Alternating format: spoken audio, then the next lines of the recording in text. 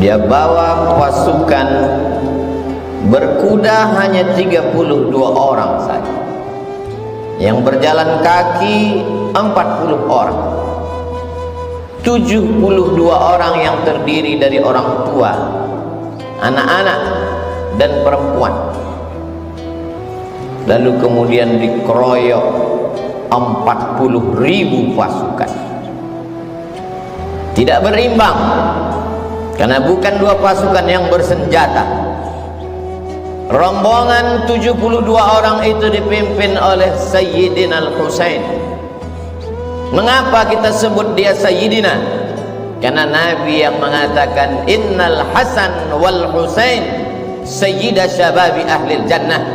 Sesungguhnya Hasan dan Husain Sayyid, pemimpin anak-anak muda penghuni surga. Anak-anak muda yang gugur mati sebagai syahid nanti masuk ke dalam surga. Pemimpinnya adalah Sayyidina Al-Hasan, Sayyidina Al-Husain. Sayyidina Al-Hasan meninggal sebagai syahid karena dia mati diracun.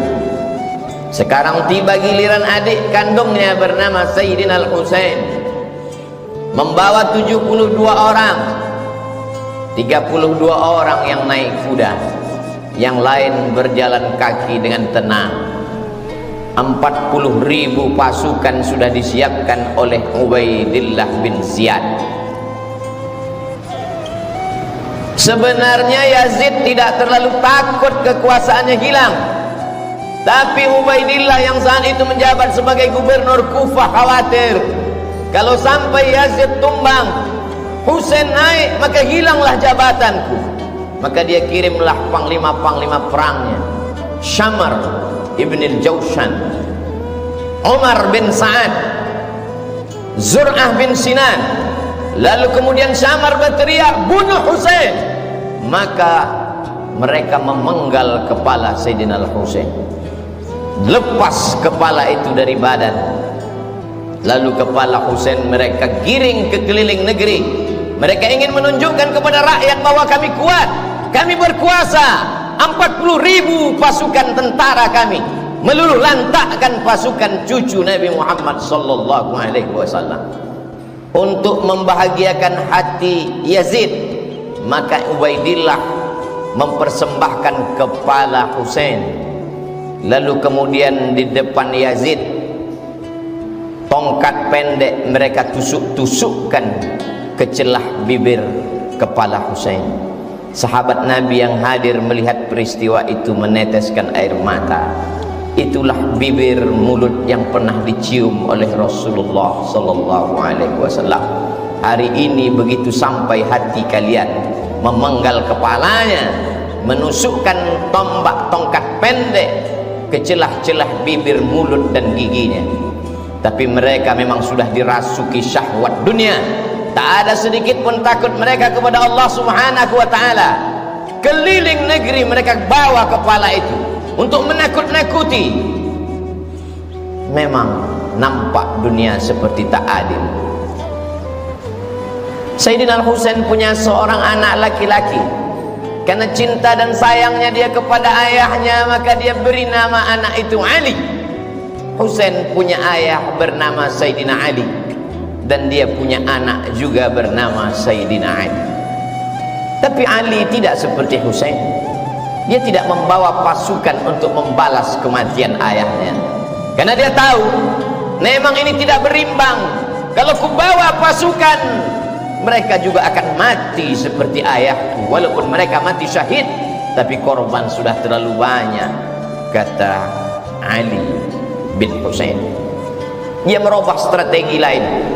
Apa yang dia lakukan? Imam Az-Zahabi dalam kitab Syiar A'lam An-Nubala bercerita bahwa Ali bin Husain malam-malam berkeliling, tidak dengan pedang, tidak dengan tombak, tidak memakai baju besi, karena dia tidak membawa slogan perang. Apa yang dilakukan Ali anak Husain? Dia membawa gandum ke rumah-rumah fakir miskin. Di tengah malam dia berkeliling negeri. Dia lihat mana rumah anak yatim, dia letakkan gandum di depan pintu mereka. Orang tahu bahwa ini adalah gandum titipan Ali anak Husain. lembut hati mereka. Gandum yang mereka makan berubah menjadi darah daging. Hati mereka sudah direbut oleh Ali anak Husain. Dia merasa tidak lagi ada manusia yang layak untuk mendengarkan rintihan sedihnya atas kematian ayahnya. Betapa tidak, pasukan yang tidak berimbang itu dibantai habis, dibunuh, karena memang mereka tidak punya senjata dan kekuatan. Kekuasaan tidak lagi ada di tangan mereka. Maka dia hanya mengadu kepada Allah. Imam Az-Zahabi dalam Syiar A'lam An-Nubala mengatakan, kanal Ali ibn al-Husain yasjudu lillah fil yaumi wal laylah alfa sajadah. Sehari semalam Ali anak Husain bersujud kepada Allah 1000 kali sujud. Solat sunat dia perbanyak, tahajud dan witir bermunajat kepada Allah. Dihitung semua solat sunatnya, 1000 kali sujud dia bersimpuh di hadapan Allah. Maka dia dikenal dengan nama Ali As-Sajjad. Sajjad diambil dari kata sujud. Orang yang paling banyak sujud bergelar As-Sajjad, maka dia bergelar Ali As-Sajjad. Saking banyak zikir dan tasbihnya, dia bergelar Zainal Abidin. Zainal perhiasan, Abidin orang yang banyak ibadah. Zainal Abidin perhiasan orang yang paling banyak beribadah. Dia robah strategi, dia robah cara. Tidak hanya satu cara mendekatkan diri kepada Allah. Kalau dulu ayahku dengan pedang sehingga gugur sebagai syahid, maka aku, kata Ali Zainal Abidin, dengan strategi yang lain, berbagi makanan sesuai dengan sunnah Nabi Muhammad SAW. At'imut ta'am, absyus salam, tebarkan salam.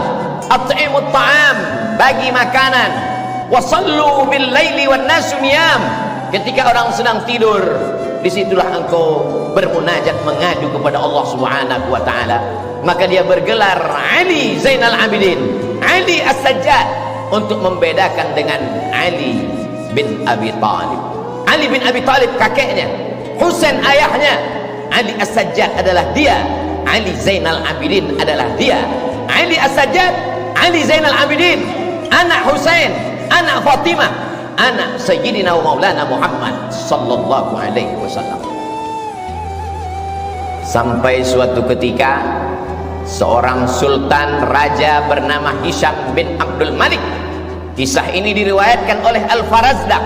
Pada saat musim haji, sultan raja di raja sedang melaksanakan haji. Saat dia umrah, ingin mencium Hajar Aswad, penuh Hajar Aswad, tak dapat dia cium.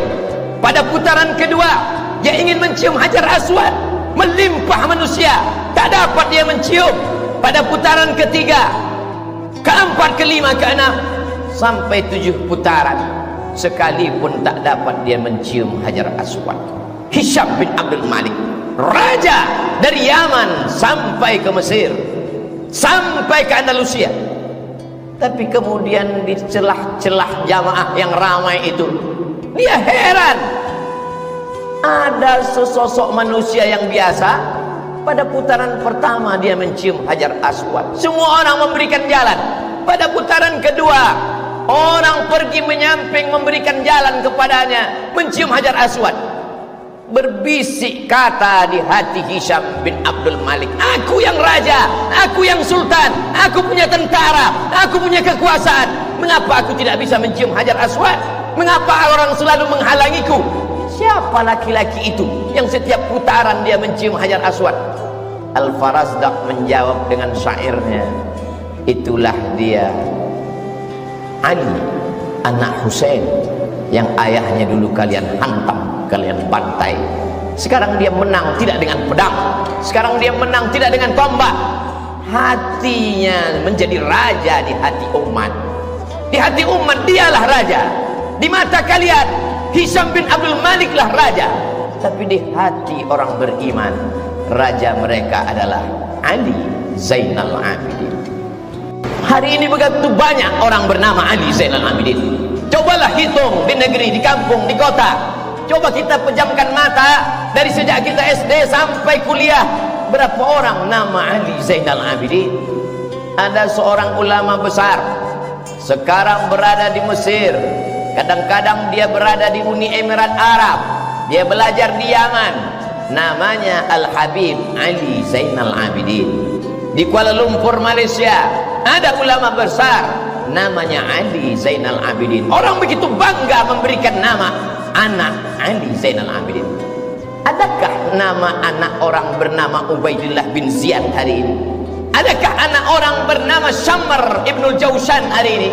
Adakah anak orang bernama Zur'ah bin Sinan hari ini? Jangankan kuburnya, jangankan makamnya, memakai namanya pun orang benci. Tapi Ali Zainal Abidin tak pernah mati, harum semerbak. Ali Zainal Abidin punya anak dimuliakan bernama Muhammad Al-Baqir. Muhammad Al-Baqir punya anak dimuliakan bernama Ja'far Shadiq. Ja'far Shadiq punya anak dimuliakan bernama Ali Al-Uraidi. Ali Al-Uraidi punya anak dimuliakan juga bernama Muhammad. Punya anak dimuliakan juga. Muhammad Naqib punya anak bernama Isa, dimuliakan juga. Punya anak laki-laki bernama Ahmad Al-Muhajir. Ahmad Al-Muhajir, muhajir artinya pindah.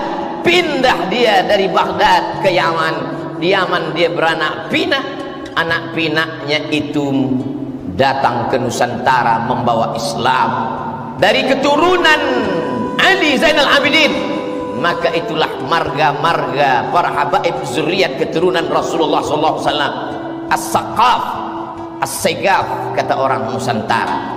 Al-Haddad, Al-Jibri bin Syihab bin Abi Bakar, melimpah ruah mereka. Lalu kemudian salah satu dari keturunan Ali Zainal Abidin itu menjadi mufti di kerajaan Mempawah di Kalimantan, bernama Husain Al-Gadri.